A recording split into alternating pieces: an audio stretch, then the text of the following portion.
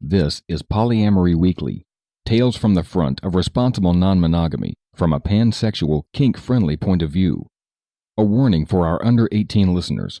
This is an adult-oriented podcast about really lascivious things, like communication and honesty in relationships.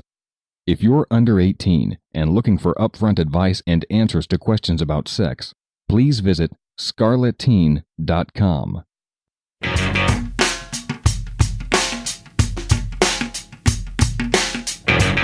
This is Polyamory Weekly, episode 567 for February 11th, 2019. Coming up on today's show, do families have to live together? That's coming up on today's show.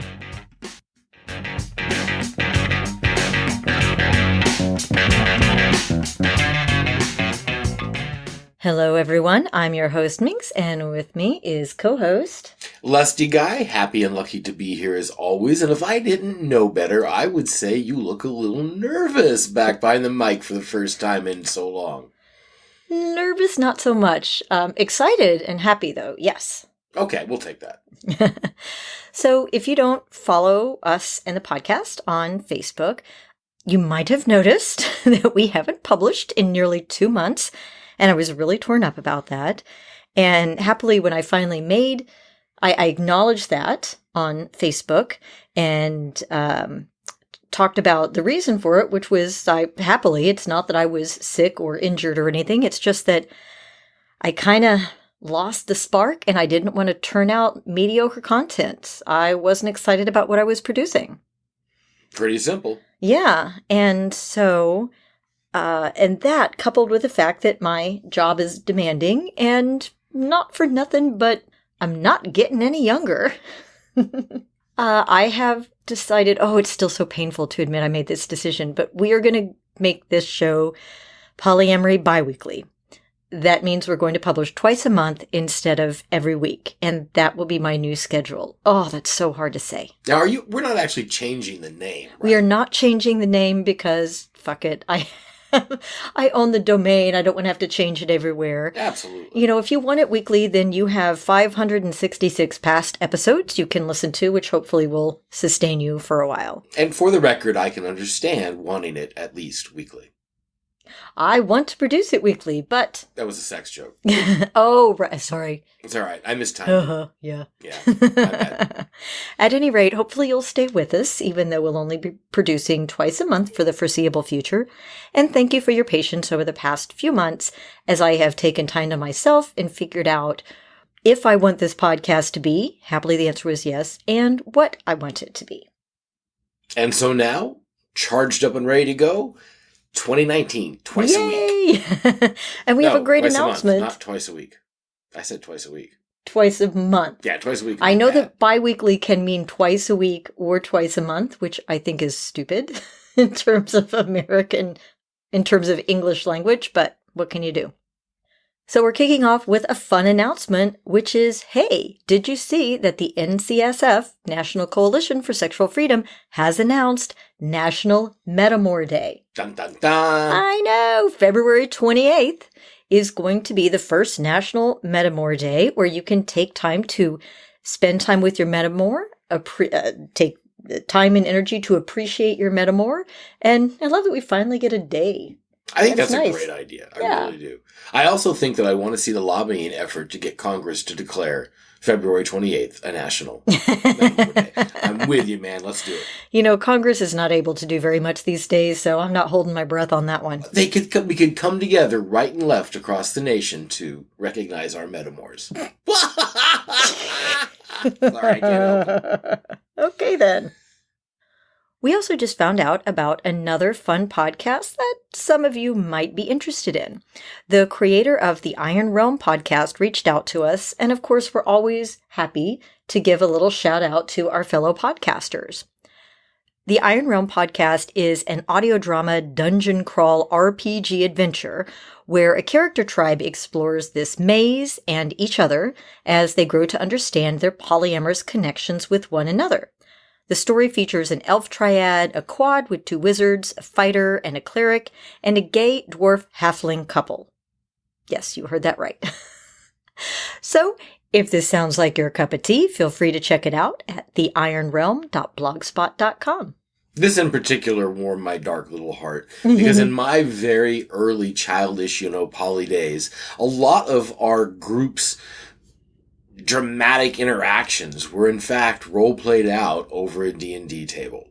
And we were not only everybody fucking each other and having a good time in this kind of strange quasi-poly network way back in the 1980s, by the way, kids, because I'm old. We were also playing D&D. And so that crossover thing, that's fun. I'm sure there'll be plenty of other old poly people out there that are like, okay, yeah, that'll bring back memories.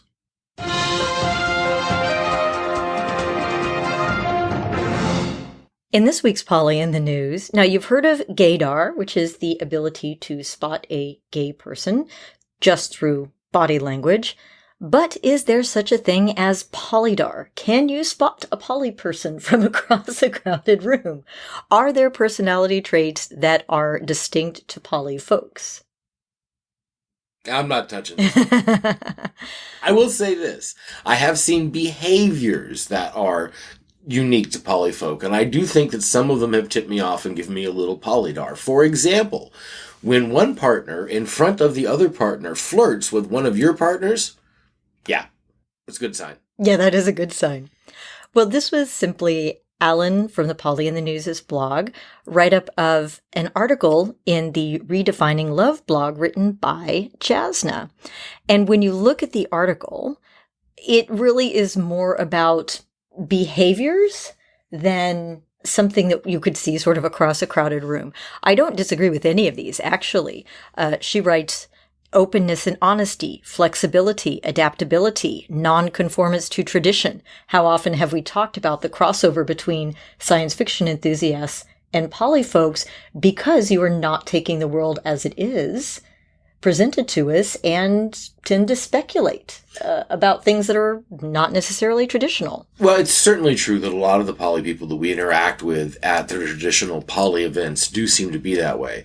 But again, I think that part of the thing we have to be very careful of is that there's a big section of people who are behaving in a non-monogamous way that aren't showing up at these events. And so, I'm going to do my standard, I need double-blind studies, report, blah, blah, blah. Oh my gosh, it's a blog post. I know! Nevertheless, that's how I am. At any rate, we'll provide a link to Alan's coverage of the article in the show notes at polyweekly.com or in the show notes section of your favorite podcatcher.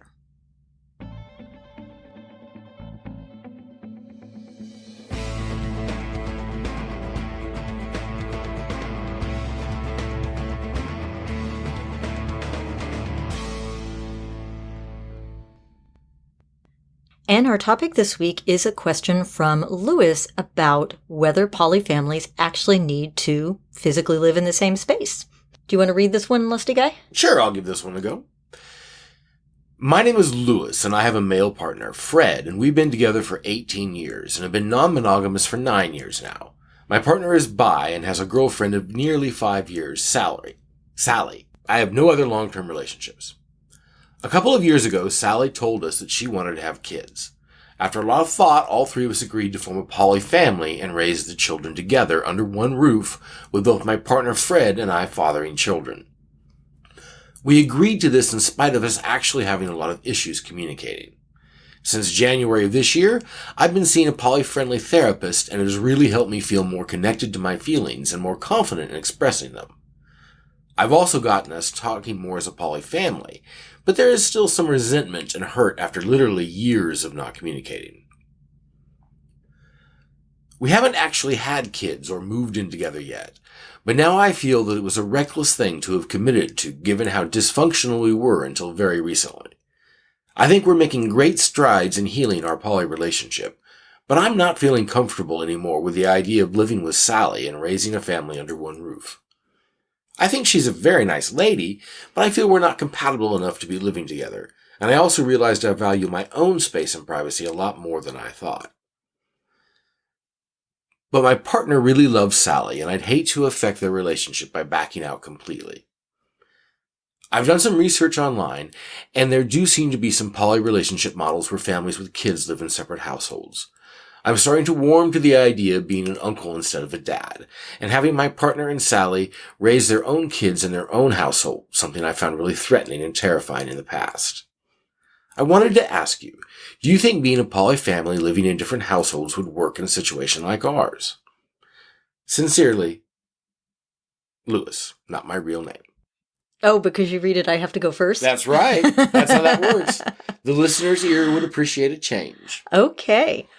First of all, Lewis, I congratulate you on your instinct to hesitate about having kids when your relationship was, as you put it, dysfunctional until very recently. I think that's a really good instinct. I haven't had kids myself, but anybody who has had kids will tell you that you do really want to appreciate the time that you have before kids, because there's before kids and after kids, and they're very, very different. I think taking the time to have a couple of months or even years of some good, strong communication models is probably a really good idea, because from what I understand, kids are going to throw that all up in the air. And even if kids didn't, living together, even if you're not one of the people living together, is going to throw that all around. I think it's probably a good idea to take a little time to strengthen your current relationship, strengthen your good communication, continue to improve that, then maybe think about introducing some kids. And I haven't even answered the living together question yet, but I'm gonna hand it over to Lusty Guy for a bit now. So I'm going to also underscore, that getting some counseling, doing some self-work, very, very good thing before becoming a family. Actually, and by that I mean having kids. When my spawn, as we affectionately refer to Z, was just a year or so old, I was having a dinner with some old friends, and they asked what it was like, becoming a father. And I said it was like taking your heart out of your chest, smashing it into a lot of little pieces, putting it in a box, throwing it in a river, and coming back 20 years later to see what was there. It is amazingly transformative. The mother of all experience shocks is becoming a parent. So, again, I want to underscore you taking some time to think about this. I also want to pull out a couple of little clues that I saw in your letter that made me kind of think. One is I've thus gotten us talking more as a poly family. And the other was but my partner really loves Sally and I'd hate to affect the relationship. I think, my friend, you may be taking a little responsibility for stuff that's not yours. What I would suggest do, rather than trying to set up some kind of barometer of when our relationship is good enough, you just set up a barometer that says when I feel I'm ready for this relationship. And let Sally and Fred worry about Sally and Fred's relationship and whether or not it's right in time to have a kid. I fully applaud you slowing down and putting the brakes for you. Do it because you think that's right, and do it without fear of the effect you're going to have on their relationship. That's their lookout. Your lookout is being true to yourself and doing what you think is going to be best for you in this situation. And if being an uncle or father or whatever is not best for you, full stop. That's all you need to say. And the notion that their relationship isn't good enough yet to have a child, once you set yourself up as an arbiter of that, you're setting yourself up to argue with them a lot. Once you set yourself up as somebody whose actions can negatively affect their relationship, you're setting yourself up to be tormented. Instead, I would say focus on you and your role and readiness to play that role for them in this family. And it sounds to me like you're saying, slow down, I'm not ready. Hey, bravissimo. If you're not ready, slow down, because parenthood, even one step away, is the wildest adventure you can have in life from somebody who's had some wild adventures. And one thing I would add to that is, while it's true that it's not for you to decide whether Fred and Sally are ready to have kids, it is a question that I think is perfectly fair to ask. I don't feel ready to have kids. Do you feel ready to have kids? And that should be an ongoing discussion, just like I always recommend when you're introducing the idea of poly into a relationship, it should be an ongoing discussion, not something that's discussed once and then decided. Absolutely. And we all know plenty of people who have done the whole relationship broken, add kids or add people.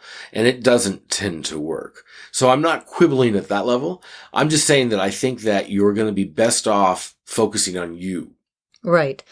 And one other thing that I will throw in, because I just can't help myself, I certainly understand the idea of having some reservations about cohabitation. If you've been listening for a while, you know that Lusty Guy, Elle, and I talked about cohabitating for years before I actually made the decision to move in a little over a year ago. And I had a lot of trepidation. I'm used to having my space. I'm used to having my independence. I was really scared. What we did in order to prep for that move, we literally spent several years working on projects together so that we could hone our communication style. We found ways to share space, like going on vacations together, which is sort of, a little mini domestic situation for a week or so. And through those, and then just finally having the courage to take the leap and telling myself I had an out, I moved in. And I have to say it's been, 14, 15 months, and I can't believe I ever was worried about it. It's been really great. It's been really wonderful.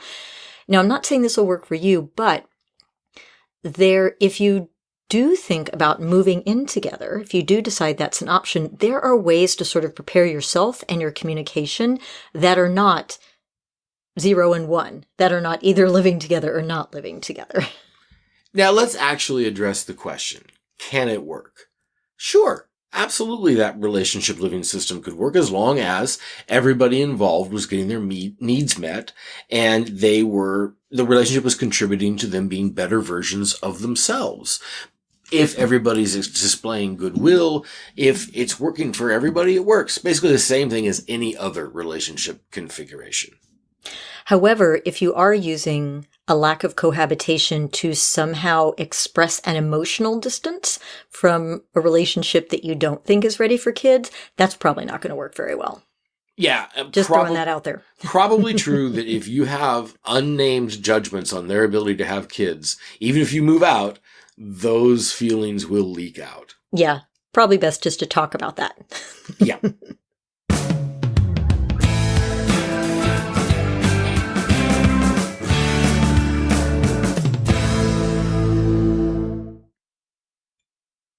And our first bit of feedback this week is actually another question sent in through audio. Hi. I just found your podcast a few days ago or a few weeks ago and I've been listening. I really enjoy it. It's been helpful for me because my primary partner and I have been in a open relationship or polyamorous for just over about a year now. And obviously there's plenty of things that come up that is difficult to figure out yourself, especially, and this is kind of, I guess, the question I had, when you are in a rural area. We live in a pretty rural area of Pennsylvania. We're right off 80, so going to New York is not a huge task, but we are about 4 hours out of the city, so there's really not a lot of opportunity for us to kind of participate or find a poly community that we could be part of, which has made things difficult because we basically are learning secondhand through online resources, which are okay, but I think it would be so much more helpful if we had access to some kind of local community. Do you have any advice on how to find a community like that or even find one online, I guess, if it's not possible to find one locally? And also finding people that are interested in relationships like that, and dealing with long distance relationships that inevitably come up when you live in a rural area. Thank you. I love the show. I look forward to learning a lot more. It seems like we get this question a lot. Most of the time I simply type an answer into an email, but I think it's maybe worth kind of reiterating a fairly standard response to this question, which is, how do I find poly folks in my area? How do I build my poly support network? Well, that's absolutely true. And because I'm me, I'm going to go a little meta on this too. I grew up in a very rural situation as well, and I was poly from the time I was 10 years old, and it was non-monogamous. Having access to a community around you certainly brings advantages, but it also brings disadvantages. There are plenty of bad habits that get, what's the word I want? Perpetuated in particular communities. There you go. The echoes of them continue long after the first people who started them have gone. So you have an opportunity to create outside of the community's pre-existing mistakes as well. Just a way to look at it and think about it. Now, having said that, the standard answer to the question of how do I find people is get out, do things that you like to do that make you a better you, that involve multiple people. It's hard in a rural environment, sure, but it's not impossible. We were just talking about gaming earlier. D&D got me laid more than anything when I was a kid. And let me tell you, geek sex is good sex. And that's something that we give as advice in our dating classes. If you're looking for someone to date, go do shit that you like to do. We understand that only a certain percentage of the people you come into contact with in those activities will be poly or even open to poly. However, it's your opportunity to present your best and happiest self for dating. Now, I'm going to back up to the earlier questions you asked, which is, how do I find poly folks in my area? And this is what I usually tell people. Online search is your friend. Type the name of your area or community plus the word polyamory into Google and see if there's already a group there. If there's not, I encourage you to start your own group. You might be surprised at how many people in the area are just waiting for someone else to start up a poly group. I've heard the story more than once of people thought no one would attend and 20 folks showed up. You never know until you try. That being said, online communities have the opportunity to be your friend, but keep in mind there is a lot of infighting involved in online communities.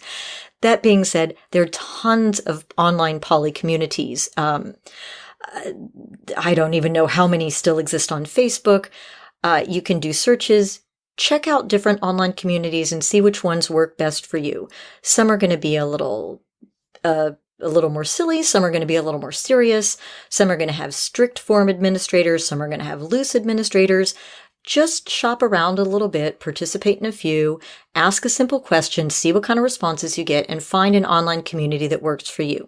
That can help while you are waiting for people to show up to your very first poly event in rural Pennsylvania. Absolutely.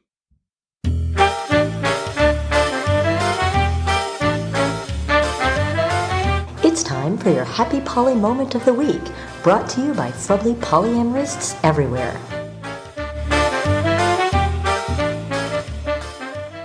And this episode's Happy Poly Moment is from Danielle, who said, I'm in a triad with a man and a woman.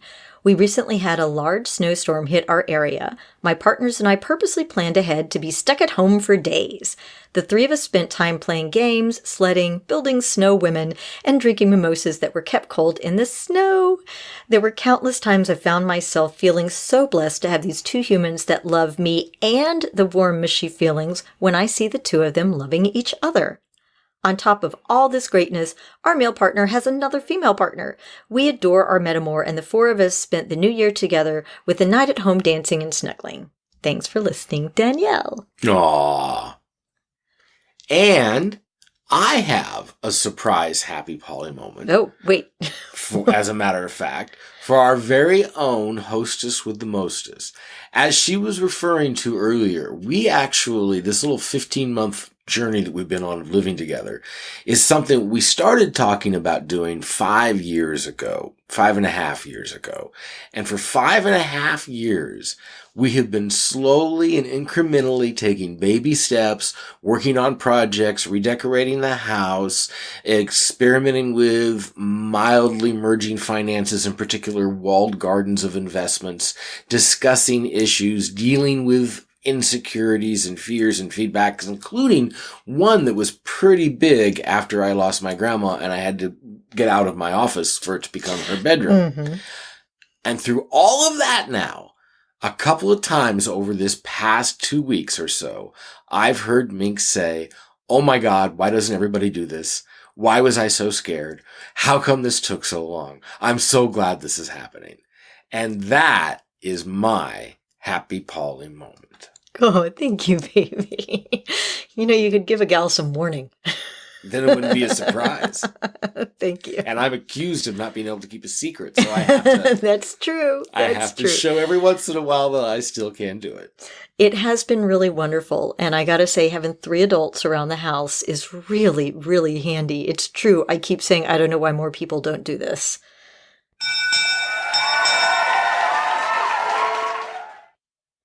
And this is the point where we give a little hat tip to our friendly neighborhood donors. First, thanks to Shelly for your one-time donation, and I'd love to welcome Laurel and Terra to the Poly Weekly Playmates. Thank you, everybody.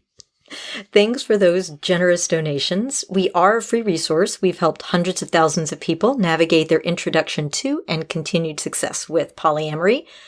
Those donations help keep the podcast free for everybody, both inside and outside the poly community. If you have questions, comments, or feedback, email polyweekly@gmail.com. If you want to book us for an event or anything that requires further communication, email lustyguy@polyweekly.com. You can also call with comments or feedback to 802-505-POLY, or find us on Facebook at facebook.com/polyweekly, on Twitter @polyweekly or @cunningminx, and elsewhere on the internet. Thanks for listening, and remember, it's not all about the sex.